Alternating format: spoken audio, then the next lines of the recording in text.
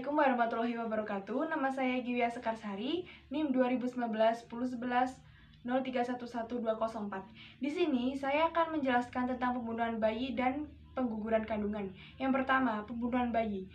Pengertiannya, pembunuhan bayi adalah pembunuhan yang disengaja. Sekarang secara universal ilegal, pembunuhan bayi adalah praktik yang tersebar luas sepanjang sejarah manusia yang terutama digunakan untuk membuang anak-anak yang tidak diinginkan.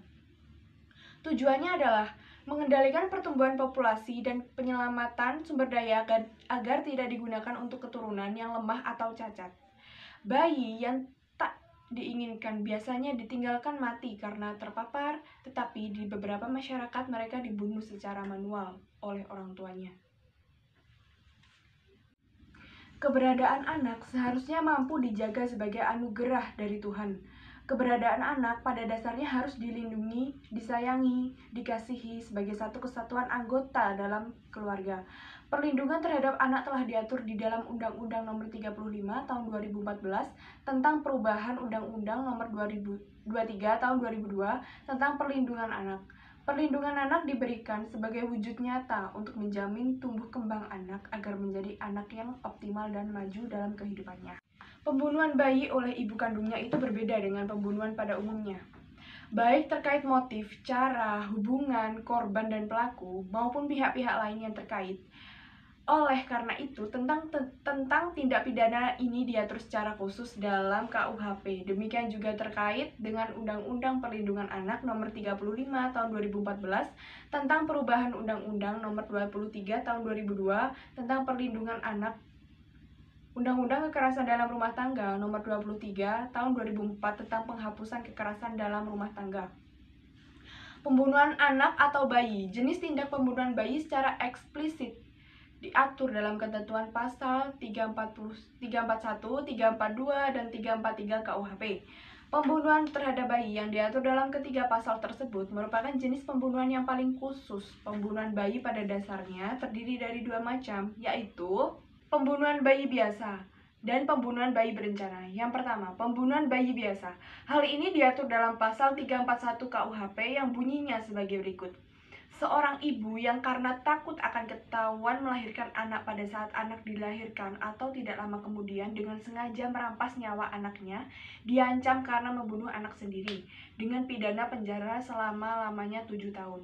Yang kedua, pembunuhan anak berencana. Hal ini diatur dalam pasal 342 KUHP yang bunyinya sebagai berikut.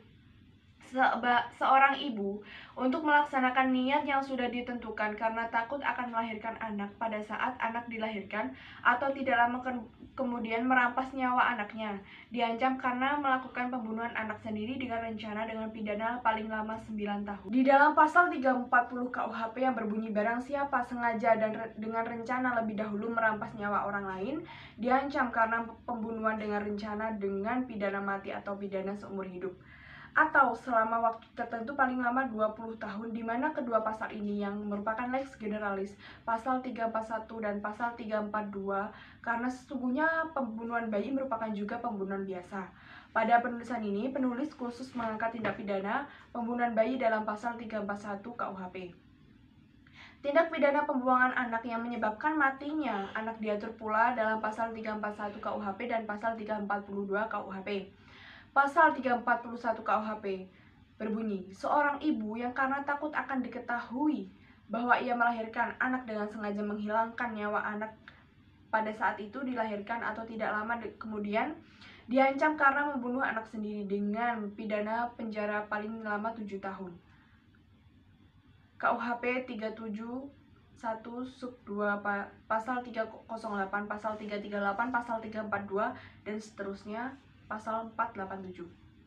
Adapun rumusan pasal 341 KUHP itu dirinci, maka terdiri dari unsur-unsur sebagai berikut. Yang pertama, unsur objektif. A. Pelaku adalah seorang ibu. B. Perbuatannya menghilangkan nyawa orang lain. C. Objeknya adalah nyawa bayinya sendiri. D. Waktunya. E. Pada saat bayi tersebut dilahirkan. Yang F. Motifnya karena takut diketahui oleh yang melahirkan. Unsur subjektif. Dengan sengaja, unsur kesengajaan dalam pembunuhan bayi harus ditunjukkan pada seluruh unsur yang ada di belakangnya. Nah, dengan demikian, maka kehendak apa yang diketahui si ibu ditunjuk, yakni A. Untuk mewujudkan perbuatan menghilangkan nyawa, B. Nyawa bayinya sendiri, C. Waktunya, yakni ketika bayi sedang dilahirkan dan tidak lama setelah bayi dilahirkan. Artinya, kesengajaannya demikian itu adalah bahwa si ibu menghendaki mewujudkan perbuatan menghilangkan nyawa dan mengetahui perbuatan itu dapat menimbulkan akibat kematian. Yang diketahuinya perbuatan mana dilakukan pada saat dilahirkan atau tidak lama setelah dilahirkan atau yang tidak lama setelah dilahirkan. Pembunuhan bayi berencana tersebut mempunyai unsur-unsur sebagai berikut. Yang pertama, pelaku adalah seorang ibu kandungnya sendiri. Yang kedua, adanya putusan kehendak yang telah diambil sebelumnya. Yang ketiga, perbuatannya menghilangkan nyawa. Yang keempat, objek nyawa adalah bayi kandungnya sendiri. Yang kelima, waktu pada saat bayi dilahirkan dan tidak lama setelah bayi itu dilahirkan.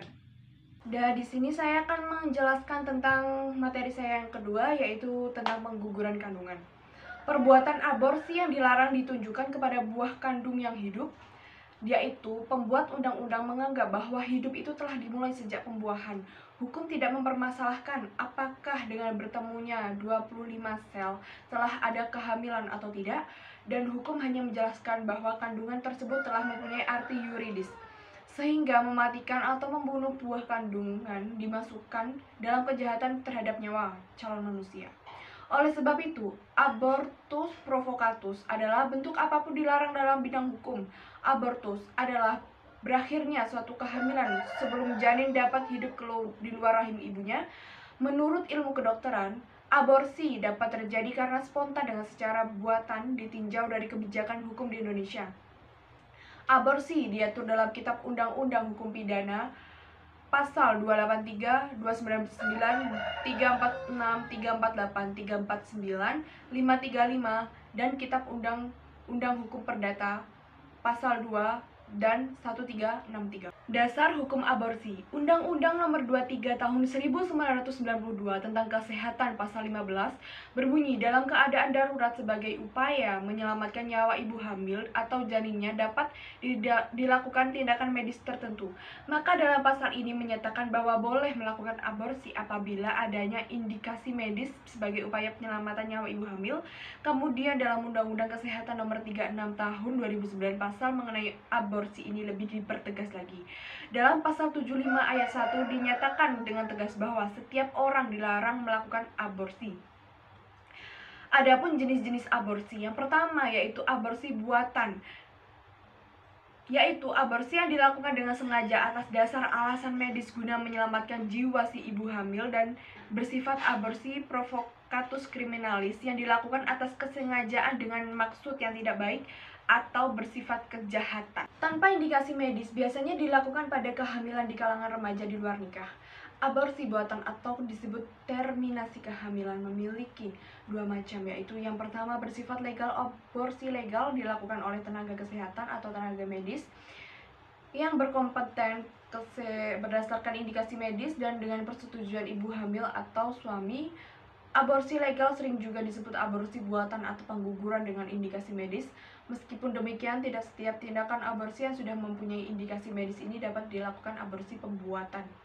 Persyaratan lain dipenuhi dengan aborsi adalah A. Aborsi hanya dilakukan sebagai tindakan terputik. Yang B. Disetujui oleh 2 orang dokter yang kompeten. Yang nomor 3, dilakukan di tempat pelayan kesehatan yang diakui oleh suatu otoritas yang sah. Yang kedua yaitu bersifat ilegal. Aborsi ilegal dilakukan oleh tenaga kesehatan atau tenaga medis yang tidak berkompeten melalui cara-cara di luar medis seperti pijat, jamu, ramu-ramuan, dengan atau tanpa persetujuan ibu hamil dan atau suaminya. Aborsi ilegal sering juga dinyatakan oleh tenaga medis yang kompeten tetapi tidak mempunyai indikasi medis.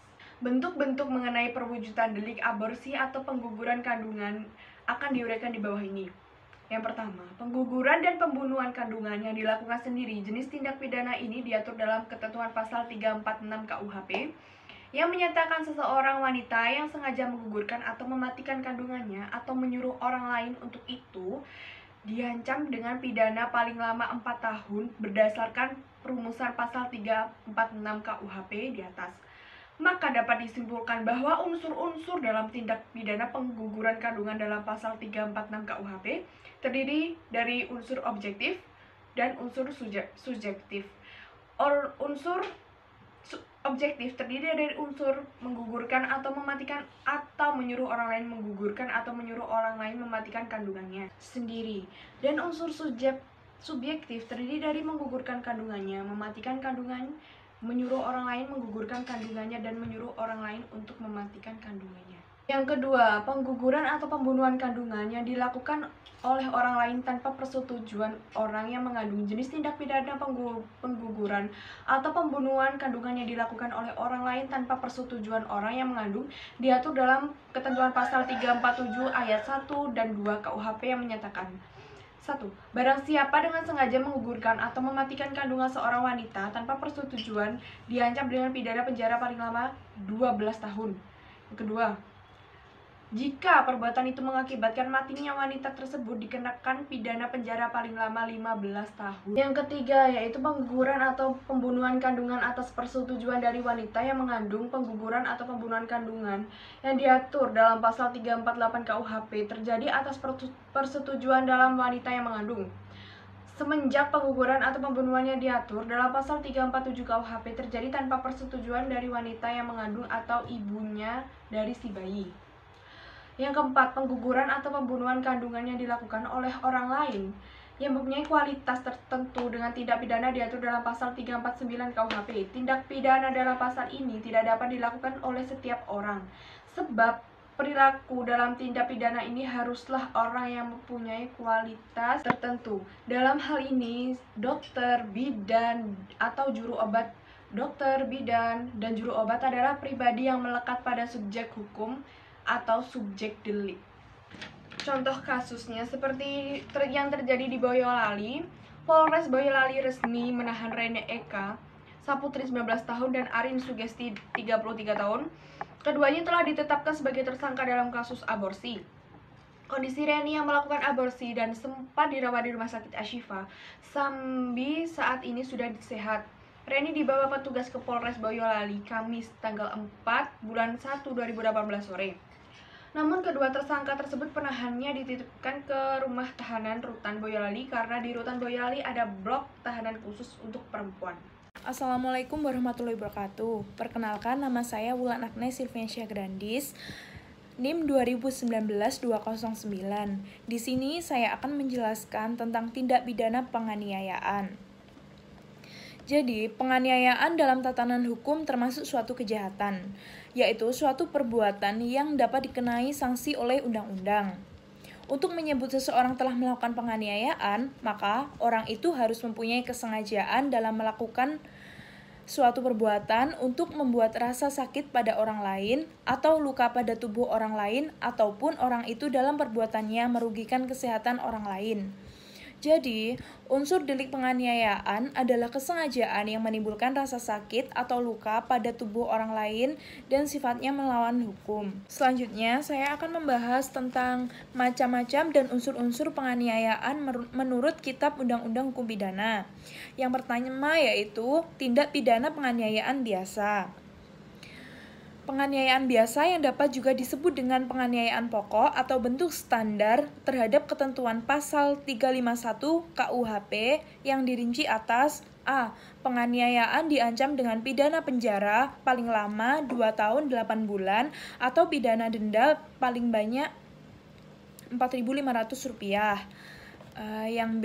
Jika perbuatan mengakibatkan luka-luka berat, yang bersalah diancam dengan pidana penjara paling lama 5 tahun. Yang C. Jika mengakibatkan mati, diancam dengan pidana penjara paling lama 7 tahun. D. Dengan penganiayaan disamakan sengaja merusak kesehatan. Yang E yaitu percobaan untuk melakukan kejahatan ini tidak dipidana.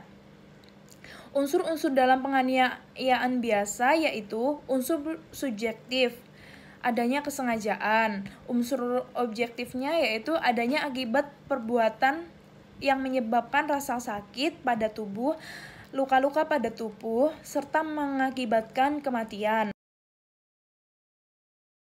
Contoh kasus pada tindak pidana penganiayaan biasa yaitu seperti yang telah disebutkan di artikel, polisi tetapkan tersangka baru kasus penganiayaan oleh pengendara moge.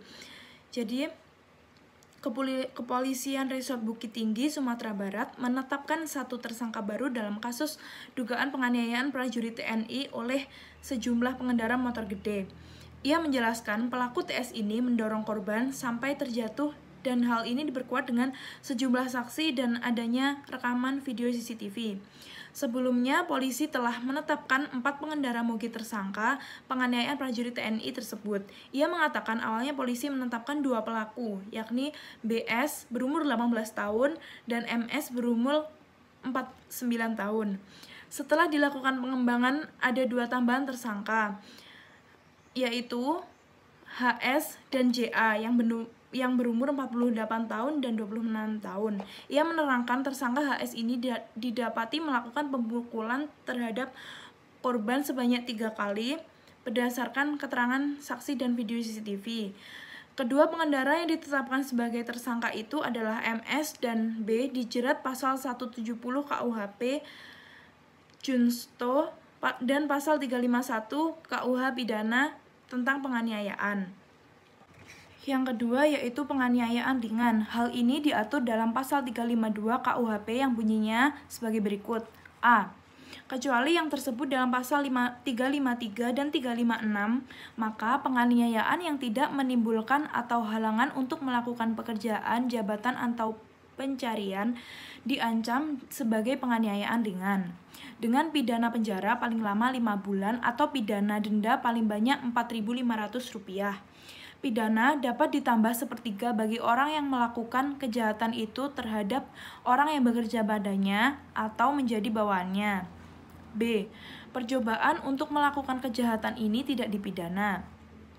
Unsur-unsur penganiayaan ringan yaitu bukan berupa penganiayaan biasa, bukan penganiayaan yang dilakukan terhadap bapak atau ibu yang sah, istri atau anaknya, terhadap pegawai negeri yang sedang dan atau karena menjalankan tugasnya yang sah, dengan memasukkan bahan berbahaya bagi nyawa atau kesehatan untuk dimakan atau diminum, tidak menimbulkan penyakit atau halangan untuk menjalankan pekerjaan jabatan dan pencaharian.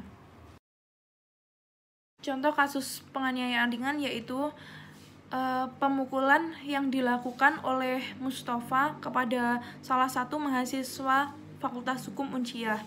Pemukulan ini terjadi saat mahasiswa Fakultas Hukum Unsyah tersebut melakukan aksi unjuk rasa di kantor Gubernur Aceh awal Maret 2014 lalu.